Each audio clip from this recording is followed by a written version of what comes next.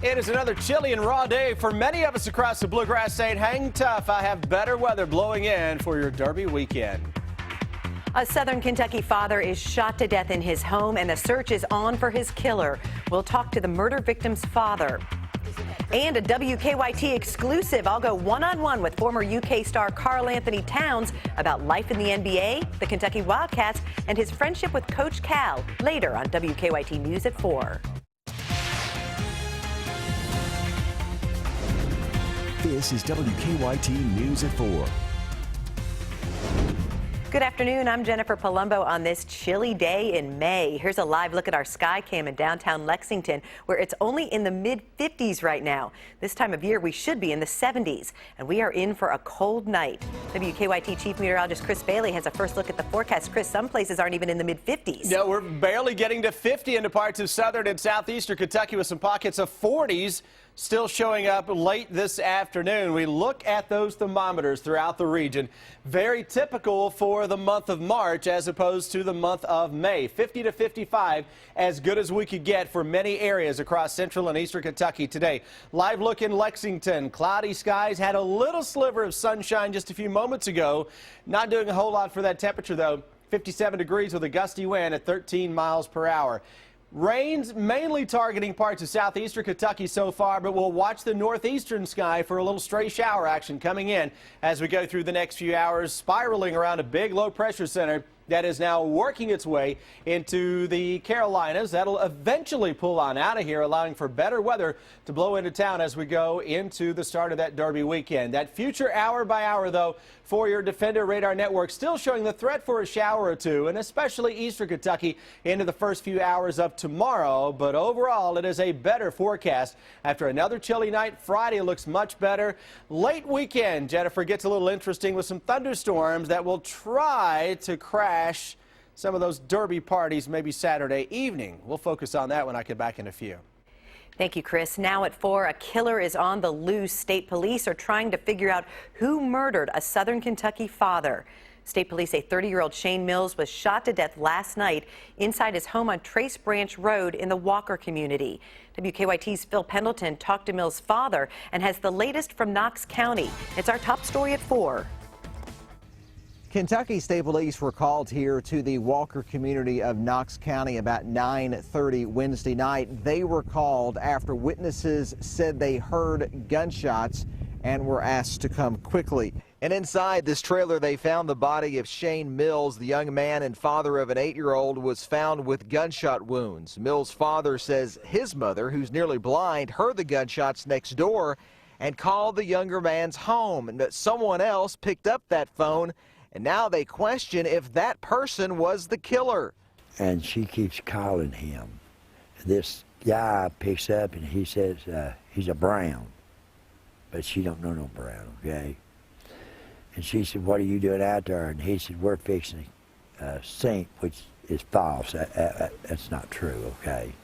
And Kentucky State Police are asking anyone that may have seen or heard anything suspicious to call them. In Knox County, Phil Pendleton, WKYT. Mills' father says his wife believes she heard 3 shotgun blasts. A final farewell today in Lexington to a former UK basketball star.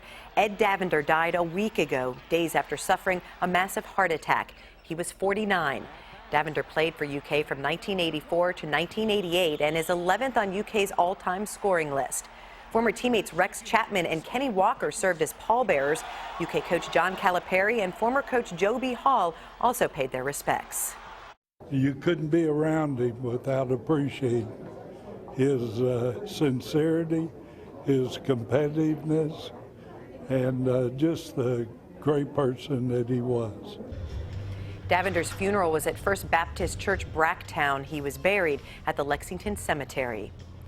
Centerpoint's developer says criticism over the project in downtown Lexington is partially to blame for years of delays. Dudley Webb talked about the project at a forum at the University of Kentucky this morning. Buildings were demolished to make way for Centerpoint in 2008. Webb said criticism from journalists and city officials have created negativity that can turn leaders away. They see what these people, the naysayers, are saying, what crooks we are. It just makes it more difficult, and in spite of that, we're going forward. Webb says they haven't poured concrete for the building's garage yet because they're waiting to make sure water isn't seeping from the limestone in the area. He says the garage will be done by the end of this year. Webb says retaining walls will start going up in the next 3 months, and those will be followed by an office tower and 2 hotels. Our reporters are working on a number of other stories for WKYT starting at 4:30. Sam Dick joins us from the newsroom with a look at some of the news in progress. Good afternoon, Sam. Good afternoon, Jennifer. Investigators say they suspect that 5 house fires in central Kentucky are all connected. Not only are they breaking in and taking a few things, but they are burning somebody's house down, displacing a family, destroying memories, items that have sentimental value, and it really is a sad situation. All 5 fires happened in the last week in Jessamine, Fayette, Scott, and Garrett counties. In each case, investigators say someone broke into the empty home and set it on fire. State police and the arson task force are offering up to $1,000 for information in these fire cases. Day in court, a judge decided 4 people charged in a shooting that killed a young woman and left 3 other people injured will be tried separately. Prosecutors are seeking the death penalty against Lillian Barnett, Aaron Staley, Christopher Robinson, and Lamont Wilkerson. All are accused of killing 19-year-old Amber Cottle in December of 2014. Police say during a home invasion, shots were fired, hitting Cottle, who was in the apartment below them. We'll have more details on what's next in this trial ahead on WKYT News at 4:30. That's a quick look at some of the news in progress. Jennifer, back to you. Thanks, Sam. Now to a story making headlines across the nation at 4. The booming e-cigarette market will now face federal regulations. The new rules, years in the making, put the industry as well as a host of other tobacco-related products under new federal oversight. And this comes as one state raises its smoking age to 21.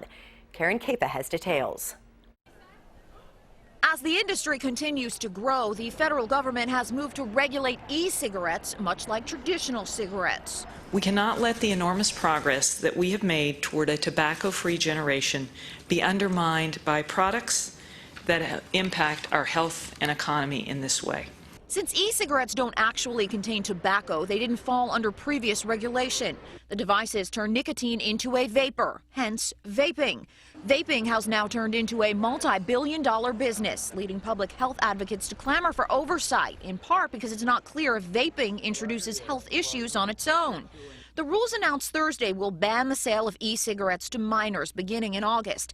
They will also require new health warnings, and any products that hit the market after February 2007 will have to submit to a federal review. This also extends to cigars and hookah and pipe tobacco, among other products. The rule also will allow the FDA to evaluate the ingredients of these additional tobacco products, how the products are made, and their potential impact on public health. This the day after anti-smoking advocates claimed a victory in California, where Governor Jerry Brown signed a series of bills that included raising the smoking age to 21. The vaping industry points to those who use e-cigs as a means of smoking cessation. And in a statement, an industry group, the Vapor Technology Association, cited the potential burden of new rules, saying today's action will yank responsibly manufactured vapor products from the hands of adult smokers and replace them with tobacco cigarettes they had been trying to give up. In Washington, I'm Karen Caifa. The head of the Tobacco Vapor Electronic Cigarette Association called the FDA ruling unfortunate, saying it will force 9 million Americans back to tobacco cigarettes. Bluebell is issuing another ice cream recall. Find out why in WKYT Money Watch. And an entrepreneur is trying to break cell phone addiction. How he's getting people to disconnect next on WKYT News at 4. Keep up with the latest news on WKYT.com. Join the conversation on Twitter and become a part of the WKYT Facebook family.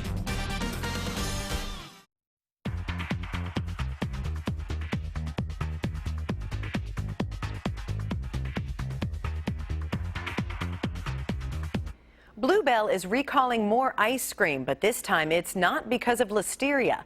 That tops today's WKYT Money Watch. Some of the ice cream is mislabeled. Rocky Road packages are actually cookies and cream.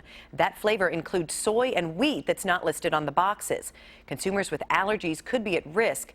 Bluebell says so far no illnesses have been reported. Tesla is ramping up production with hopes of going more mainstream. The electric car maker says it plans to increase production of its less expensive Model 3 sedan to 500,000 cars in 2018. CEO Elon Musk says customers should order now if they want to get their cars by then. Tesla expects to deliver about 90,000 this year. Some people just can't put down their smartphones. They're addicted to texting and checking social media. But as John Blackstone reports, a startup called Yonder is focused on creating no phone zones by locking up your device. That's me! In their attachment to their smartphones, the students at Mercy High in Burlingame, California are typical teenagers. But when they enter Mr. Offield's English class, the phones get locked into little bags, which can't be opened until class is over. By separating something that's primarily for their social life, I'm hoping that it brings them a little more into the moment. These bags are made by a startup called Yonder. Its founder, Graham Dugoni, is attempting nothing less than breaking cell phone addiction. You thought we needed a new etiquette for the digital age? Yes, just something to help people engage with each other in a real way. I think what it symbolizes is a movement, and the bag is just the tool. The Yonder pouch locks much like a security tag in a clothing store. If someone needs to access their phone, they can choose to leave the phone-free zone. For some comedy? The Yonder bags are now mandatory for everyone attending a performance by comedian Dave Chappelle. We've had a strict no cell phone rule for years. Obviously, if you look on YouTube, you will see that very few people adhere to it. Before the bags, Chappelle often found himself telling jokes to people distracted by their devices. It'd be very hard for you to talk to anybody if he was doing this the whole time you're talking. Back at Mercy High, junior Daniela Clinton had to bag her phone for 3 days on a school retreat. And I could hear it vibrating, but I couldn't grab it and use it. And you hated it? Hated it so much. Did you see any benefit in it when it was all over? It was like a break from reality, like I completely forgot about everything, even school, and it was nice. An old-fashioned solution to a 21st century problem. John Blackstone, Burlingame, California. The company's founder hopes to see the bags used in arenas that seat as many as 20,000 people. Celebrating Cinco de Mayo in a big way today. I'm Deanne Stevens, out and about at Mi Pequeña Hacienda. And we are celebrating this day with a little cloud cover and a lot of chilly air across the region. We'll track some better weather into town to start Derby weekend here in just a moment. Now, your hour-by-hour forecast with Chief Meteorologist Chris Bailey. And we continue with a nice little stretch of ugly weather across the Bluegrass State. Welcome to the month of May, a day that started out with some upper 30s in a few areas, ending with thermometers struggling into the low and mid 50s. The culprit in all this ugly, that area of low pressure that was off to our northwest yesterday, is now into parts of the Carolinas. That low is going to continue to work its way on up the eastern seaboard, leaving us with some better weather blowing in here over the next few days. That Defender radar network up close and personal, not a whole lot going on across central Kentucky.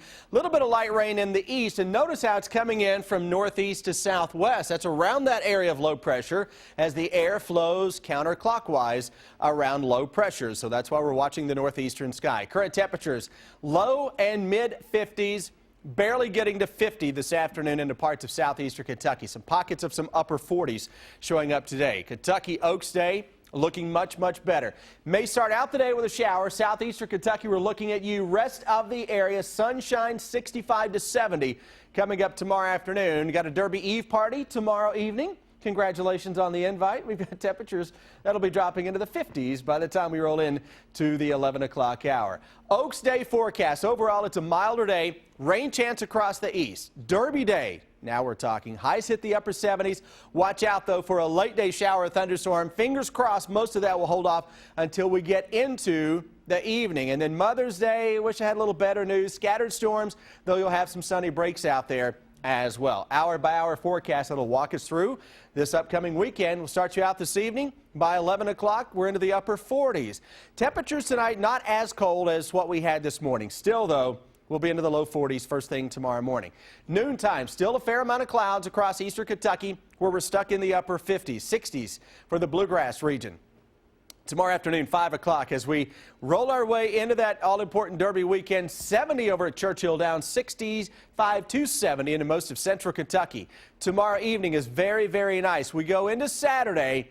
Warmer air is going to surge in here. Noontime, already in the 70s, 75 to 80. coming up Saturday afternoon. And as we get into the evening, here comes a line of thunderstorms. Right now, majority of that should hold off until after the Derby. I say right now, it's a snapshot in time. As we get a little closer, we'll fine-tune the exact timing on that. But then that line of thunderstorms then kind of follows a front that becomes stationary across Kentucky. So we're going to get some repeat showers and storms around as we go into Saturday night and for the day on Sunday. But the conditions in terms of your thermometers will greatly improve over the next few days. Upper 60s tomorrow, upper 70s on Saturday. Long range call into next week, upper 70s to low 80s with a threat for a thunderstorm or two, leading us into our WKYT Weather Watchers presenting the movie Twister. 20 years old this month. Hard to believe. Tuesday, May 10th, Kentucky Theater, downtown Lexington.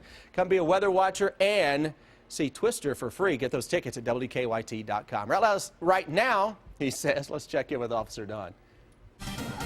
Here to live look at Lexington rush hour traffic this afternoon. Collision free. That's the great news on the south side of town. The heavy traffic on Nicholasville Road where we expect it to be approaching the circle, but really out to Brandon, it's not too bad. Outbound Harrisburg Road through the crossover is the slowest point. Drive times to Versailles looks normal. Same to Nicholasville. Now back to you in the studio. Thank you, Don. May 5th is a date observed to commemorate the Mexican Army's unlikely victory over the French forces. But here in the U.S., many people celebrate Cinco de Mayo with margaritas and Mexican food. Andy Stevens is out and about today, joining us from a Cinco de Mayo celebration in Lexington. Hey, good afternoon, guys. We are here at Mi Pequeña Hacienda, where it is a huge Cinco de Mayo celebration. We have these folks who are here coming up at 4:50. You're going to get to see their full dance. But right now, let's talk about what's going on here this afternoon. You guys are celebrating Cinco de Mayo, Lorena. Tell us about your Cinco de Mayo celebration. We're celebrating the battle over the French in Puebla, Mexico. So we are having a great party here with our very original dance. Yeah. Yes. You guys celebrate, but we Americans love to celebrate with you, don't we? Yes, we love that. Come and join us. We have a special 2-for-1 margaritas and 99 cents the Miller Lite drop. Yeah, and you guys have specials on food as well? Yes, we have carnitas for $9.99, which is the pork chips. We also have fajitas and, all kinds of dishes, good dishes. Ceviche. Ceviche, oh yes, it's delicious. And listen, they've got all kinds of giveaways, Julian. Yeah, I have a lot of these for my customer, for my friends. I have a bead, I have a hat, a mask where you use it. You can put it in your face if you want to. A sunglasses too, and a hat. Vodka for your beers, a special 2-for-1 margaritas, a lot of things to do here in the hacienda. Yeah, who doesn't like 2-for-1 margaritas, chips and salsa, and all kinds of giveaways? Now, as we mentioned, coming up at 4:50, we've got these special dancers who are ready to put on a show for you. And listen, they are amazing. Stay tuned for that. Our Cinco de Mayo celebration continues from Mi Pequeña Hacienda. I'm Deanne Stevens, out and about. Back to you guys. Thank you, Deanne. Karl Anthony Towns is back in town after an amazing rookie season in the NBA. The former UK star joins me to talk about the NBA, UK, and BBN, and more next on WKYT News at 4. Tomorrow night's Mega Millions jackpot is $138 million, and Saturday night's Powerball jackpot is $415 million. It's been nearly a year since Karl Anthony Towns left the University of Kentucky to follow his dream of playing in the NBA. The Minnesota Timberwolves took him as the #1 pick in the NBA draft, and what a rookie season he had. It'll likely end with him winning NBA Rookie of the Year. And he is back in the Bluegrass this week. Thank you so much for being here, stopping by the station. Appreciate it. Thank you for having me. What brings you back to Lexington? Just to have a great time, to see some family and friends, having a little fun, and just be able to see Coach Calipari and the Wildcats again. How have things changed for you since last season when you left Kentucky and then your first year in the NBA, and as I mentioned, just an incredible season with the Minnesota Timberwolves? Nothing's really changed. I mean, everything's still the same. The only thing that I think that's changed is the scenery, the jersey, and the number on the front. So everything's still the same. I still live the same exact way I lived when I was in high school, and have the same numbers since I was in 2nd grade. I remember asking you a year ago what was going to be your first splurge, because your life changes with that first NBA check. You said you were going to pay off your parents' mortgage. Yes. Did you do that? I did that exactly right. I did that, and I had a ball. I had a fun just to see my parents, you know, light up and have that first time they could actually breathe in without worrying about bills. And, you know, that just makes me feel better that I've worked tremendously hard to give my parents a better life. You've told me, though, you are frugal. You're not a big spender. No. Was there any splurge for you, or, you know, your first big spending? No, I don't think so. I think if anything, I think the biggest thing I spent money on was probably a laptop. You know, I love playing, you know, we're always on travel, and I love having a chance to play video games on the go. So bought an Alienware laptop, but other than that, I think that's really nothing different. I think that's the biggest splurge I ever had.